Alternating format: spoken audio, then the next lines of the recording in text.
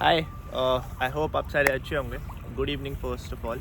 So as you all know me, I have a channel related to astrology. So today we are going to discuss about another astrological fact. So this is about to be like Parashri Jyotish, right?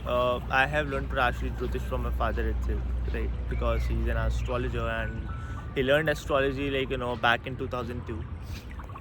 Now, today the topic is the Jivakarika and the Jad, basically the root and the Jivakarika, basically, right?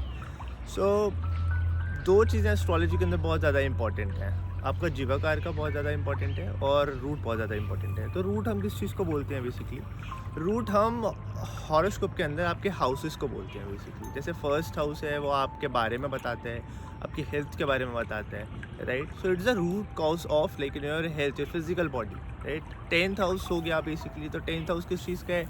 10th house आपके career का है, आपके profession का है, ठीक है? वो basically आपका कार्मा भी है, लेकिन वो जब आप आउटर वर्ल्ड में जाओगे, ठीक है, वो ये भी है कि लेकिन लोग आपको किस तरीके से रिसीव करेंगे. तो वो एक रूट है बेसिकली, ठीक है? 10th लॉर्ड जीवा कारका है बेसिकली. दैट इज़ द कारका basically of that house in the chart basically, ठीक है? उस तरीके की चीज़. एंड इसी तरीके से बाकी के भी जो प्लैनेट्स हैं बेसिकली 9 प्लैनेट्स जो हैं वैदिक एस्ट्रोलॉजी में बहुत इंपॉर्टेंट होते हैं. तो वो सारे के सारे किसी ना किसी हाउस को रूल कर रहे हैं बेसिकली, किसी किसी साइन को रूल कर रहे हैं.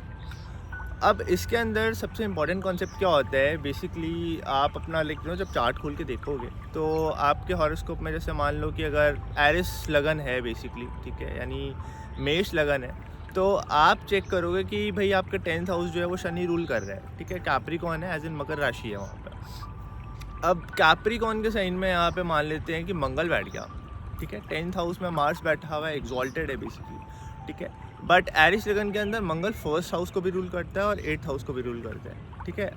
10th लॉर्ड जो है वो शनि है. शनि आप मान लेते हैं कि शनि हमारा जाके बैठ जाता है जी 7th हाउस के अंदर. तो शनि भी एक्सॉल्टेड है, ठीक है? तो अब आप लेकिन इस इंसान के करियर के बारे में जब आपसे कोई पूछेगा तो आप करियर किस तरीके से प्रेडिक्ट करोगे? क्या आप इस चीज़ के अंदर ये देखोगे कि भाई इस इंसान को उस चीज़ से रिलेटेड काम करना चाहिए जहाँ पे इसका शनि बैठा हुआ है, या इस इंसान को उस चीज़ से रिलेटेड काम करना चाहिए जहाँ पे इसका मंगल बैठा है? मंगल प्रोफेशन के घर में बैठा है, तो ऑफकोर्स हम सबसे पहले मंगल को देखेंगे यहाँ पे, ठीक है?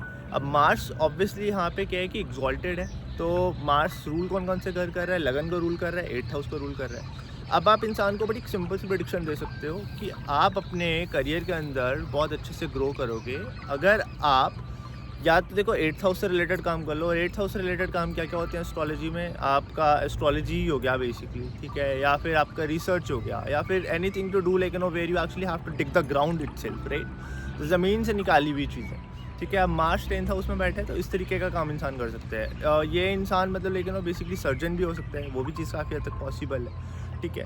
अच्छा, लगन का मालिक भी है क्योंकि मंगल यहाँ पे. तो हम इसको एक बड़ी सिंपल सी प्रेडिक्शन देंगे. अगर कभी भी इस इंसान को उसके प्रोफेशन में कोई भी प्रॉब्लम आएगी तो आप शनि से रिलेटेड इसको रेमेडी नहीं सजेस्ट करोगे, आप रेमेडी सजेस्ट करोगे मंगल से रिलेटेड. तो मंगल से रिलेटेड सिंपल सी रेमेडी क्या है भाई? अगर आप अपनी फिजिकल फिटनेस के ऊपर ध्यान दोगे, आप ये देखोगे कि आप अपने करियर के अंदर डेफिनेटली ग्रो करोगे ही करोगे, ठीक है?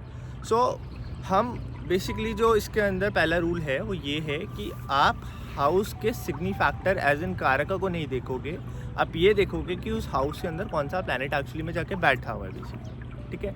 अब मंगल की एक ये भी, लेकिन मंगल के एस्पेक्ट्स आप सभी ने पढ़े होंगे. तो मंगल का एस्पेक्ट होता है 4था, 7वां और 8वां, ठीक है? 10th हाउस में बैठ के मंगल आपके लगन को यहाँ पे देख रहे हैं, आपके 4th हाउस को देख रहे हैं और आपके 5th हाउस को देख रहे हैं, ठीक है? तो अब ये इस तरीके से हम समझेंगे कि मंगल जो है 10th हाउस में बैठा है. तो 10th हाउस एक्चुअली में उसका एक प्लेटफॉर्म है बेसिकली, जहाँ से वो इन सभी हाउसेस को, लगन को, चौथे घर को और 5वें घर को देखेगा और इन्फ्लुएंस करेगा बेसिकली, ठीक है? तो आप इसको मतलब लेकिन एक बड़ी सिंपल सी चीज़ ये बोलोगे कि आप अपनी फिजिकल फिटनेस या फिर करियर में जब आप ग्रो करोगे, आपकी पर्सनैलिटी भी उस हिसाब से ग्रो करेगी, ठीक है? आप जब अपने करियर में ग्रो करोगे, क्योंकि चौथे घर को यहाँ पे देख रहे हैं, तो वो ये चीज़ भी बताते हैं कि आप करियर में ग्रो करोगे तो आपकी लाइफ में कंफर्ट्स भी आएंगे उस तरीके से, ठीक है? क्योंकि वो एस्पेक्ट दे रहा है मतलब लेकिन उस चीज़ को. तो दूसरा सिंपल रूल ये है कि आपने प्लैनेट का एस्पेक्ट देखना है. सपोज मान लो कि कोई घर खाली बैठा है, चौथा घर यहाँ पे खाली बैठा हुआ है, मंगल का एस्पेक्ट है उसके ऊपर और शनि का भी एस्पेक्ट है बेसिकली, ठीक है? तो मंगल और शनि दोनों इन्फ्लुएंस कर रहे हैं यहाँ पे मतलब लेकिन 4th हाउस को स्पेसिफिकली, ठीक है? अभी हम मंगल की बात कर रहे हैं, शनि के ऊपर हम बाद में आएंगे.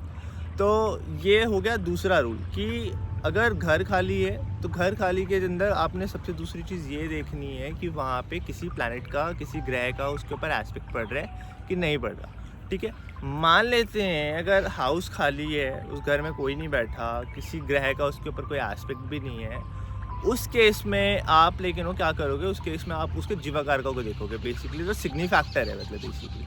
ठीक है, इस केस में फॉर एग्जांपल हम ऐसा मान लेते हैं कि जैसे मान लेते हैं कि आपका 10th हाउस यहाँ पे खाली है, लगन एरिस का ही है, मेष लगन है। ठीक है, तो चौथा घर कौन रूल कर रहा है? कैंसर रूल कर रहा है, मून रूल कर रहा है बेसिकली। ठीक है, तो अब मून यहाँ पे मतलब लेकिन वो कहाँ बैठा है? 5th हाउस में मान लेते हैं बैठा हुआ है। ठीक है, तो लियो के साइन में जाके बैठा हुआ है हमारा मून।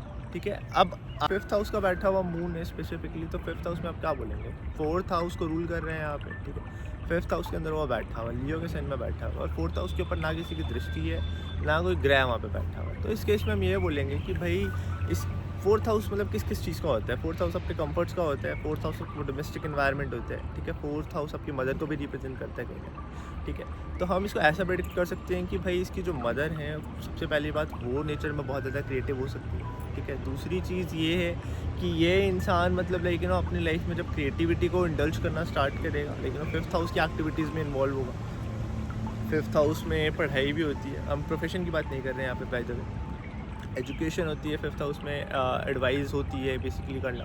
ठीक है, और नेचुरल मतलब लेकिन स्पेकुलेशन भी होती है। ठीक है, तो आप अगर ये इंसान 5th हाउस की एक्टिविटीज़ के साथ में इंडल्ज करेगा, स्पेसिफिकली उनकी चंद्रमा यहाँ पे लियो के साइन में बैठा हुआ है। ठीक है, तो इस इंसान की लाइफ के अंदर इसके कंफर्ट्स के अंदर वृद्धि होगी बेसिकली, लेकिन इम्प्रूव हो गया मतलब लेकिन इसके कंफर्ट्स उसके इसके अंदर। अब हम शनि की जैसे बात कर रहे थे, तो शनि 7th हाउस में बैठा हुआ है। ठीक है, और शनि अब यहाँ पे 7th हाउस में कहाँ है? लिब्रा के साइन में बैठा हुआ है। ठीक है, तो शनि पहली बात तो एग्जॉल्टेड है। ठीक है, और शनि किन किन घरों को रूल कर रहा है? 10th हाउस को रूल कर रहा है और 11th हाउस को रूल कर रहा है यहाँ पे इस केस में। ठीक है, 10th और 11th को रूल कर रहा है, और दृष्टि उसकी कहाँ कहाँ पे पड़ रही है? 9th हाउस के ऊपर उसकी दृष्टि है, लगन पे उसकी दृष्टि है, और 4th हाउस पे उसकी दृष्टि है। ठीक है, तो ये इन 3 घरों को मतलब लेकिन एस्पेक्ट कर रहा है स्पेसिफिकली। ठीक है, तो अब शनि का इन्फ्लुएंस कैसे हम इसको मतलब कैसे बोलेंगे? पहली बात हम जो प्रेडिक्शंस को ये देंगे वो हम ये दे सकते हैं इस केस के अंदर कि इस इंसान को बहुत मैच्योर स्पाउस मिलेगी। ठीक है, एक ऐसी स्पाउस मिलेगी बेसिकली जो लेकिन वो डाउन टू अर्थ हो सकती है, इस तरीके की चीज़ काफ़ी हद तक रहेगी वहाँ पे इसके केस में। दूसरी चीज़ ये है कि ये इंसान प्रोफेशन के थ्रू अपने स्पाउस से मिल सकता है, या एल्स ऑफ नेटवर्क सर्कल के थ्रू लेकिन अपने स्पाउस से मिल सकता है। नेटवर्क सर्कल के थ्रू हमने क्यों बोला? क्योंकि 11th हाउस को भी रूल कर रहा है वहाँ पे, तो फ्रेंड्स का भी होता है, नेटवर्क सर्कल का भी होता है, वो सारी चीज़ें होती हैं वहाँ पे। अब इस इंसान की लाइफ में चेंजेस भी आएंगे। कैसे आएंगे चेंजेस? जब ये इंसान शादी करेगा, क्योंकि लगन के ऊपर डायरेक्टली एक्सपेक्ट है इसके शनि का, तो वहाँ पे इसकी लाइफ में चेंजेस भी आएंगे। इसके लक के अंदर भी लेकिन वो काफ़ी सारी चीज़ें लेकिन वो बदलेंगी। लक मतलब लेकिन वो बढ़ भी सकते हैं। ठीक है, डिपेंडिंग अपॉन कि 9th हाउस किस तरीके का है। अगर 9th हाउस में कोई प्लैनेट बैठा है तो हम उस प्लैनेट को सबसे पहले इंपॉर्टेंट रोल देंगे मतलब लेकिन, जैसे मैंने पहले ही बताया इसके अंदर। ठीक है, और दूसरा ये कि 4th हाउस जैसे खाली पड़ा हुआ है, तो अब ये शनि क्या कर रहे हैं? 4th हाउस को भी यहाँ पे कहीं ना कहीं लेकिन वो देख रहे हैं स्पेसिफिकली। तो 4th हाउस को देख रहे हैं, तो वो चीज़ क्या शो करते हैं? द पर्सन व्हेन लेकिन this person actually gets married, this person is going to have either improvement in terms of their fortune itself, fortune as an 4th house से रिलेटेड चीज़ों के अंदर कंफर्ट्स आएंगे लाइफ के अंदर, कहीं ना कहीं इंप्रूवमेंट हो सकती है वहाँ पे काफ़ी हद तक चीज़ों के लिए, और वो सारी की सारी चीज़ें इसकी लाइफ में आएंगी। बट किस केस में आएंगी? जब ये इंसान हार्डवर्क करेगा स्पेसिफिकली। ठीक है, और स्पाउस के थ्रू आ सकती हैं वो सारी की सारी चीज़ें। तो बहुत सिंपल सा कॉन्सेप्ट था। Let's recap this thing basically. तो पहला रूल इसके अंदर ये है कि जब आप कभी हॉरोस्कोप देखते हैं, तो हॉरोस्कोप के अंदर सबसे इम्पॉर्टेंट चीज़ है बेसिकली कि आप हॉरोस्कोप में घर के अंदर किसी भी घर को आप जब स्टडी कर रहे हैं, तो उस घर के अंदर कोई ग्रह बैठा हुआ है कि नहीं बैठा हुआ, उस ग्रह को सबसे ज़्यादा इंपॉर्टेंस देंगे। हम इसे इस तरीके से भी ले सकते हैं कि सपोज़ मान लेते हैं जी आपके पास एक प्रॉपर्टी है। ठीक है, आपकी प्रॉपर्टी के अंदर मतलब लेकिन आपने रेंटल दे दिया हो बेसिकली। अब आपकी प्रॉपर्टी में आग लग जाए, ठीक है, आपकी प्रॉपर्टी में कोई नुकसान हो जाए, ठीक है, तो सबसे रिस्पॉन्सिबल इंसान वो होगा जो उस प्रॉपर्टी में ऑलरेडी रह रहा है। आप रिस्पॉन्सिबल थोड़ी ना होगे, क्योंकि आप तो वहाँ पे रह ही नहीं रहे हो।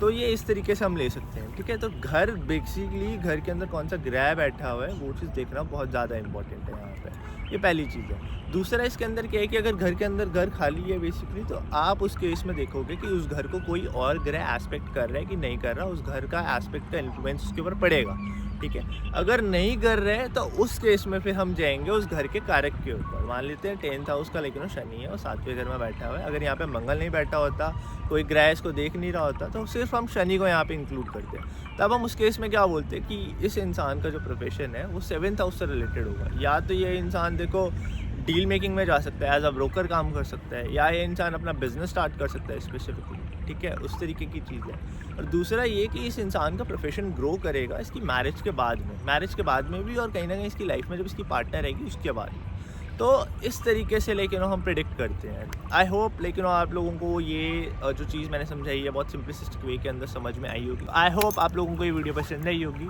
इनकेस आप लोगों को ये वीडियो पसंद आई है तो लाइक का बटन ज़रूर दबाइएगा और मेरे चैनल को सब्सक्राइब कीजिए and do share the video. Bye.